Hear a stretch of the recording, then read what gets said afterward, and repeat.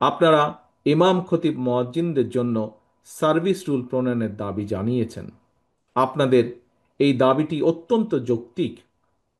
অনেক মসজিদে মসজিদ কমিটির ইচ্ছা অনিচ্ছার উপরে ইমাম মুয়াজ্জিনের চাকরি নির্ভর করে।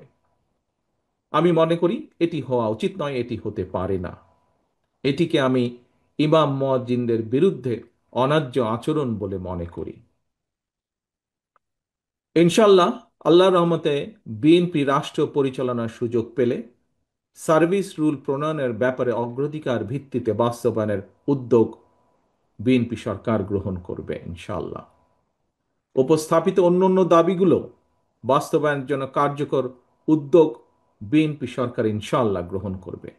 তবে সম্মানিত উপস্থিতিবৃন্দ, প্রতিটি দাবি বাস্তবায়নের ক্ষেত্রে সংশ্লিষ্ট ব্যক্তির যোগ্যতা এবং অভিজ্ঞতা নির্ধারণ করে আপনারা নিজেদের উদ্যোগে এক বা একাধিক কমিটি গঠন করে প্রতিটি দাবির বিপরীতে সুনির্দিষ্ট সুপারিশ তৈরি যাতে করতে পারেন তার জন্য তৈরি করে যদি আমাদেরকে দেন, তার জন্য আপনাদের প্রতি বিনীত আহ্বান জানাই।